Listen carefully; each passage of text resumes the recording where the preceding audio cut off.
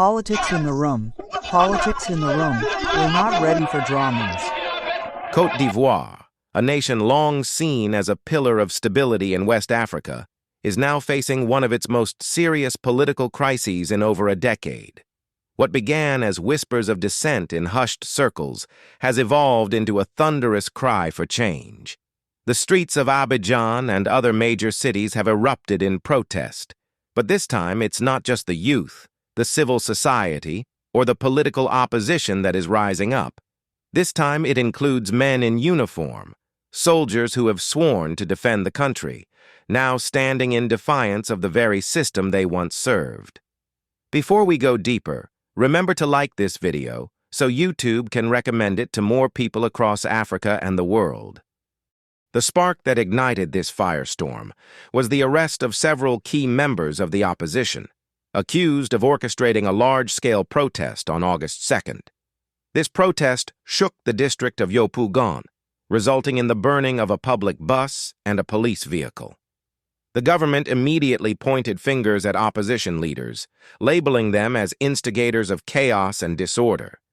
But as the smoke cleared, a different narrative began to emerge, a narrative that would challenge the official version of events and raise profound questions about who truly controls the streets of Côte d'Ivoire. According to information circulating within activist networks and military insiders, the protest may not have been a grassroots movement led by the opposition. Instead, it is alleged that elements close to the highest echelons of power themselves orchestrated the unrest. Money was reportedly handed to groups of youth, particularly in the Mosoro area, to stage demonstrations and chant slogans like "No to the Fourth Mandate." The goal? To create a false flag situation that would justify a wider crackdown on dissent, framing the opposition as a threat to national security and thereby tightening the grip of the presidency.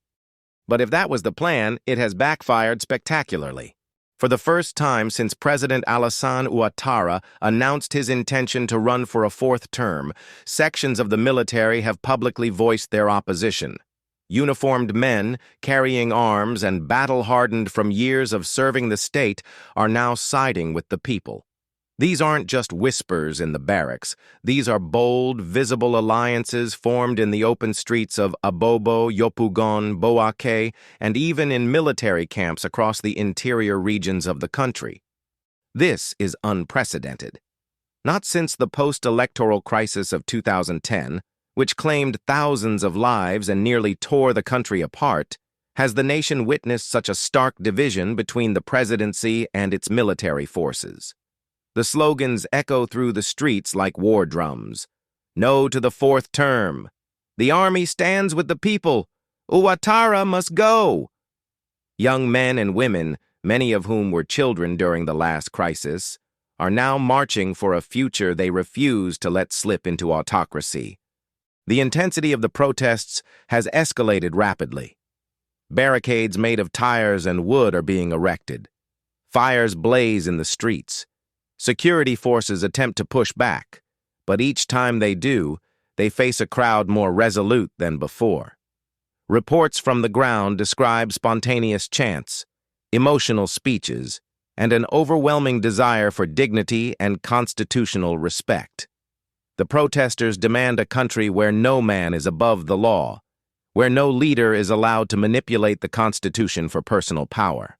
Perhaps most telling of the state of the regime is the silence from the presidential palace. No official statement has been released, no call for calm, no reassuring address from the president. It's as if the leadership is paralyzed, stunned by the scale and seriousness of the backlash. Inside sources suggest that intelligence services have been placed on high alert.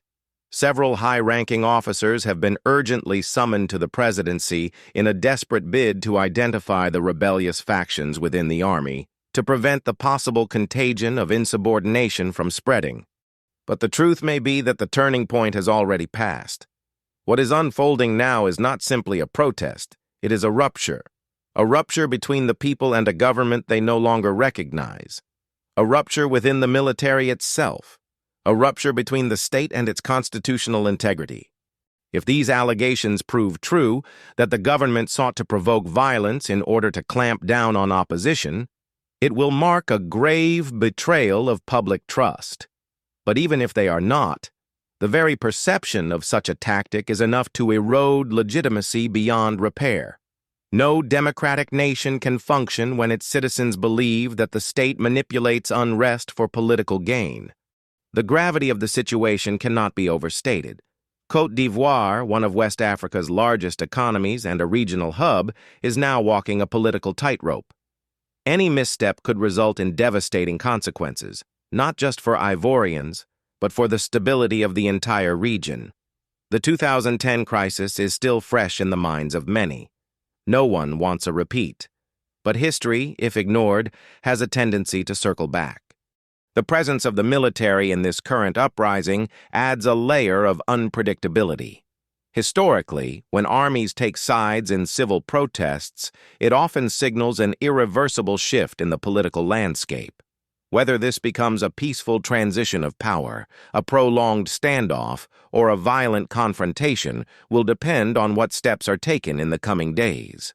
The youth in the streets are not backing down. They chant with conviction. They sleep on sidewalks. They cook meals at barricades. They record messages on social media, calling on the diaspora, the African Union, and the international community to bear witness to their struggle.